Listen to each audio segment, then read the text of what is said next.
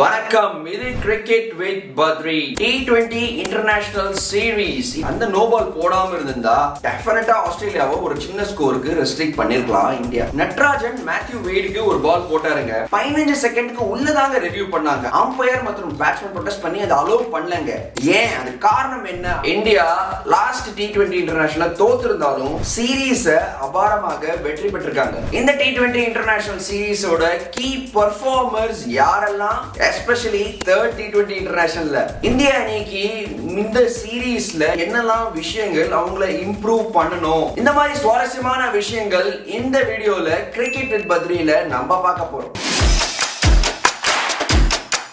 T20 international series India vs Australia key performers யாரெல்லாம் அப்படின்னு பாத்தீங்கன்னா 3 கிரிக்கெட்டர்ஸ் இந்திய அணிக்கு தெரிய வராங்க. யாரு? விராட் கோலி, ஹார்திக் பாண்டியா மற்றும் Natarajan. India T20 international series ஜெயிச்சாங்க. அதுக்கு பாத்தீங்கன்னா இந்த 3 பிளேயர்ஸ் மிகவும் கீ பெர்ஃபார்மர்ஸ் அப்படின்னு சொல்லணும். முதல்ல நம்ம பார்க்க போற பிளேயர் விராட் கோலி, நம்ம இந்திய அணியோட கேப்டன். அவரு பாத்தீங்கன்னா ஐபிஎல்ல ஃபிளிக், கவர் டிரைவ், கட், புல் இந்த ஷாட்ஸ்லாம் நமக்கு அவ்வளவா பார்க்க கிடைக்கலங்க. பட் இந்த ஆஸ்திரேலியன் டூர்ல மிகவும் அருமையாவே விளையாடிருக்காரு விராட் கோலி. அவருக்கு ஒன் ஆஃப் த பிடிச்ச இடம், ஒரு பிடிச்ச கண்ட்ரி, ஆப்போசிஷன் மட்டும் இல்ல வென்யூவும், அந்த ஒரு பவுன்சி ஃபாஸ்ட் ஆஸ்திரேலியன் ட்ராக்ஸ் எப்போதுமே விராட் கோலிக்கு ரொம்ப பிடிக்குங்க. மறக்காதீங்க, second player after Sachin Tendulkar international cricket in ஆஸ்திரேலியால 3000 ரன் கடந்த இரண்டாவது இந்திய பிளேயரா வந்திருக்காருங்க விராட் கோலி. சோ டெஃபினட்டா அவர் ஒரு லெஜெண்ட் மட்டும் இல்லாம இந்திய அணியை மிக அருமையாவும் லீடும் பண்ணிருக்காரு இந்த டூர் ஆஃப் ஆஸ்திரேலியால. பலேப் பாண்டியா அப்படின்னு நம்ம நிறைய வாட்டி சொல்லி கேள்விப்பட்டிருக்கோம். அந்த மாதிரி தாங்க விளையாடி இருக்காரு ஹார்திக் பாண்டியா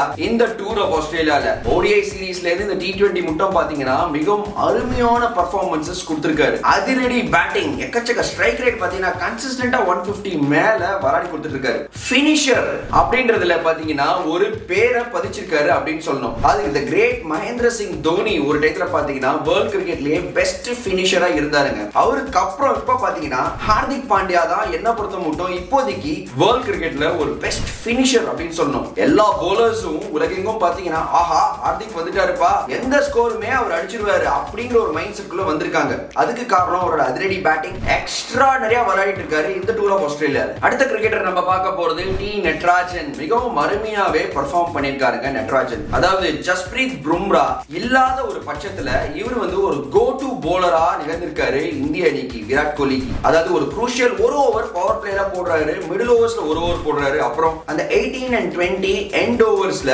மிகவும் அருமையாவே போட்டிருக்காரு. அவரோட கிரிக்கெட் மிகவும் சிம்பிளா வச்சிருக்காருன்னு சொன்னவங்க.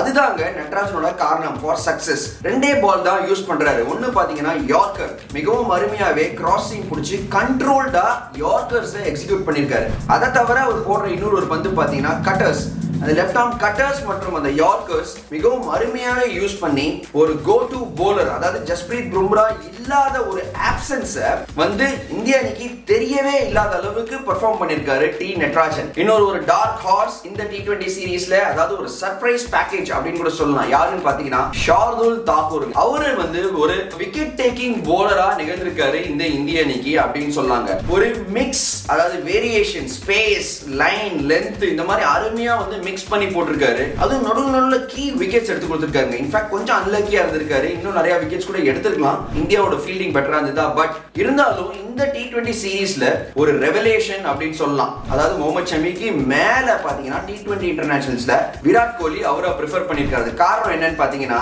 அவரோட விக்கெட் டேக்கிங் எபிலிட்டி ஒரு எக்ஸ் ஃபேக்டர். அடுத்த விஷயம் நம்ம பேச போறது பாத்தீங்கன்னா சுவாரஸ்யமான விஷயங்கள் என்ன இந்த சீரீஸ்ல நடந்தது. எஸ்பெஷலி தேர்ட் T20 இன்டர்நேஷனல்ல பாத்தீங்கன்னா 2 விஷயம் நடந்ததுங்க. முதல்ல பாத்தீங்கன்னா DRS, அதாவது நட்ராஜன் மேத்யூ வேடுக்கு ஒரு பால் போட்டாருங்க. ஸ்டம்ப்ல தான் பிட்ச் ஆச்சு, ஹிட்டிங் இன் லைன் எல்லாமே இருந்தது. ஆனா அந்த DRS ரிவ்யூக்கு முதல்ல இந்தியா கொஞ்சம் டைம் எடுத்து அதுக்கப்புறமா DRS ரிவ்யூ பண்றேன் அப்படின்னு சொன்னாங்க. இந்த 15 செகண்டுக்கு உள்ளதாங்க ரிவ்யூ பண்ணாங்க. ஆனா அம்பையர் மற்றும் பேட்ஸ்மேன் ப்ரொடெஸ்ட் பண்ணி அதை அலோவ் பண்ணலங்க. ஏன்? அது காரணம் என்ன அப்படின்னு பாத்தீங்கன்னா அந்த பிக் ஸ்கிரீன்ல விராட் கோலி அந்த ரீப்ளே பார்த்துட்டு அதுக்கப்புறமா DRS ரிவ்யூ பண்ணாருங்க. இந்த மாதிரி மாதிரி விஷயம் முன்னாடியே ஒரு வாட்டி நடந்திருக்கு. அதாவது பிரெயின் ஃபேட் மோமெண்ட் அப்படின்னு நீங்க கேள்விப்பட்டிருப்பீங்க. ஸ்டீவன் ஸ்மித் பாத்தீங்கன்னா ஒரு வாட்டி இப்படி விளையாடிட்டு ட்ரெஸ்ஸிங் ரூம்குள்ள பார்த்தாரு. ட்ரெஸ்ஸிங் ரூம்குள்ள இருந்து ஓகே ரிவ்யூ பண்ணு அப்படின்னு சொல்லி இவரு ரிவ்யூ பண்ணாரு. அதை பாத்தீங்கன்னா ரெப்ரிமெண்ட் பண்ணாங்க. சோ இதே மாதிரி விஷயம் இப்போ நடந்திருக்கு. இதுக்கு பாத்தீங்கன்னா அந்த ஒரு நீங்க ரீப்ளே பார்த்து ரிவ்யூ பண்றது ஒரு நியாயம் கிடையாது அப்படிங்கிற ஒரு தாட் ப்ராசஸ்ங்க. அது நியாயம் தாங்க. பட் இருந்தாலும் விராட் கோலி அதுக்கு ஒரு கவுண்டர் கொடுத்திருக்காங்க. என்ன சொல்லிருக்காரு அப்படின்னு பாத்தீங்கன்னா 15 செகண்டுக்குள்ள ஏன் ரீப்ளேவை ஜெயண்ட் ஸ்கிரீன்ல போடுறீங்க அப்படின்னு சொல்லி அவர் கேட்டிருக்காருங்க. சோ இது ஒரு சுவாரஸ்யமான விஷயம். சோ ரீப்ளே பார்த்து நீங்க DRS எடுக்க கூடாது. அது டெஃபினெட்லி நாட் அலோட். பட் நீங்க ஜெயண்ட் ஸ்கிரீன்ல 15 செகண்ட் முன்னாடி ஏன் போடுறீங்க? இதுவும் ஒரு சுவாரஸ்யமான விஷயம். ரெண்டாவது விஷயம், T20 இன்டர்நேஷனல்ல பாத்தீங்கன்னா ஒரு ஃப்ரீ ஹிட். யாரு? செஹல். எந்த பேட்ஸ்மேனுக்கு? கிளென் மேக்ஸ்வெலுக்கு பாத்தீங்கன்னா ஒரு நோ பால்ல செஹல் விக்கெட் எடுத்தாருங்க. அடிச்சாரு கிளென் மேக்ஸ்வெல், மேல போச்சு. KL ராகுல் கேட்ச் பிடிச்சிட்டாரு. பட் அதுக்கப்புறம் ரீப்ளேல தேர்ட் அம்பையர் உள்ளே இருந்து சொன்னாரு இது ஒரு நோ பால் அப்படின்னு சொல்லி. மேக்ஸ்வெல் அவரு உள்ள வந்து அப்புறமா பொளந்துட்டாருங்க. அதுக்கப்புறம் பாத்தீங்கன்னா ஒரு பெரிய ஸ்கோர் T20 இன்டர்நேஷனல்ல 187 ரன் அடிச்சிட்டாங்க ஆஸ்திரேலியா. அந்த நோ பால் போடாம இருந்திருந்தா டெஃபினட்டா ஆஸ்திரேலியாவை ஒரு சின்ன ஸ்கோருக்கு ரெஸ்ட்ரிக்ட் பண்ணிருக்கலாம் இந்தியா. அடுத்து நம்ம பார்க்க போற விஷயம், இந்த டூர் ஆஃப் ஆஸ்திரேலியா இந்திய அணிக்கு ஏரியாஸ் ஆஃப் இம்ப்ரூவ்மெண்ட் என்னெல்லாம் தேவை அப்படின்னு பார்க்க போறோம். என்னெல்லாம் இம்ப்ரூவ்மெண்ட் தேவைன்னா ஸ்பின்னர்ஸ். இந்த சீரீஸ்ல ஆர் இந்த டூர்லயே கூட சொல்லலாம் ஸ்பின்னர்ஸ் கொஞ்சம் அந்த அளவுக்கு சரியா போடலங்க. எல்லா மேட்ச்லயுமே ரொம்பவே எக்ஸ்பென்சிவா இருந்திருக்காங்க. T20 சீரீஸ்ல பாத்தீங்கன்னா ரவீந்திர ஜடேஜாவும் இன்ஜுரி காரணத்தில் மிஸ் ஆயிருந்தாரு. அந்த பட்சத்துல யுஸ்வேந்திர செஹல் மற்றும் வாஷிங்டன் சுந்தர் ரொம்பவே கஷ்டப்பட்டிருக்காங்க ஆஸ்திரேலியால போடுறதுக்கு. சைட் பவுண்டரிஸ் அவ்வளவா பெருசா இல்லங்க. எஸ்பெஷலி ஒரு சைட் சின்னதா இருக்கும்போது ஆஸ்திரேலியன் பேட்ஸ்மேன் அந்த ஒரு ஸ்வீப் ஷாட், புல் ஷாட் அதை அதிகமா யூஸ் பண்ணி ஸ்கொயர் ஆஃப் தி விக்கெட் எக்கச்சக்கமா ரன்ஸ் அடிச்சு கஷ்டப்படுத்திருக்காங்க இந்தியன் ஸ்பின்னர்ஸ். சோ இப்போ டெஸ்ட் சீரிஸ் வருதுங்க. அதுக்கப்புறம் பாத்தீங்கன்னா நம்ம ஸ்பின்னர்ஸ் டெஃபினட்டா அவங்க கேம் அப் பண்ணி ஆனோம். ஆஸ்திரேலியால நமக்கு தெரியும் ஆஸ்திரேலியா அவ்வளவு ஈஸியான இடம் கிடையாது எந்த ஸ்பின்னருக்குமே. பட் இருந்தாலும் ஏதாவது கொஞ்சம் டெஃபினட்டா கேம்ல வந்து அந்த விக்கெட் டேக்கிங் ஆப்ஷனை ப்ரொவைட் பண்ணி ஆனுங்க. போக போக இந்த டூர்ல இந்தியன் ஸ்பின்னர்ஸ். கடைசியா நம்ம பார்க்க போறது ஏரியா ஆஃப் இம்ப்ரூவ்மெண்ட் இந்திய அணியோட ஃபீல்டிங். ரொம்பவுமே புவரா இருந்திருக்கு இந்த சீரீஸ்லயே. இன்ஃபேக்ட் இந்த டூர்லயே ODI சீரீஸ்ல இருந்தே கிரவுண்ட் ஃபீல்டிங், கேட்சிங் எல்லாமே பயங்கரமா போட்டு விட்டுருக்காங்க. அந்த காரணத்துல பாத்தீங்கன்னா பெரிய ஸ்கோர்ஸ் ஆஸ்திரேலியா எப்போதுமே போட்டிருக்காங்க. ஒரு மேட்ச் கூட ODI சீரீஸ்ல 300k அடிக்கல. அதை தவிர T20லயும் பாத்தீங்கன்னா எல்லாமே மேசிவ் ஸ்கோர்ஸ். அதுக்கு காரணம் பிடிக்க வேண்டிய கேட்சஸ்ங்க, நாட் எக்ஸ்ட்ராடனரி கேட்சஸ்.